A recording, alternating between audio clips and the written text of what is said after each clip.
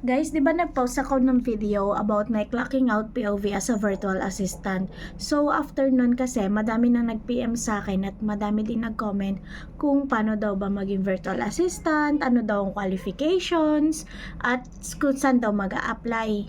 Doon sa mga porsigido talaga at gusto maging virtual assistant, check muna natin kung meron kayo ng mga kailangan bago kayo mag-apply. Pinakaunang kailangan nyo, syempre, dapat meron kayong computer or laptop kasi yan ang gagamitin natin sa pag-a-apply at gagamitin natin mismo sa trabaho. Pangalawa ay stable internet connection. Syempre, hindi tayo makakapag-apply at hindi tayo makakapagtrabaho ng maayos kung mahina ang internet natin. Pangatlo ay handa natin ang ating mga valid ID kasi kakailanganin po yan para sa mga verification sa mga websites na ating a-applyan.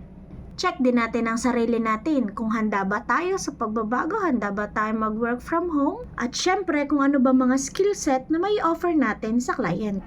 Ulitin natin ha, laptop or computer, internet, valid IDs, sarili. Kung meron ka na ng 4 na nabanggit ko, pwede ka na mag-apply. Good luck and God bless you, and welcome to the VA world. Claim natin yan!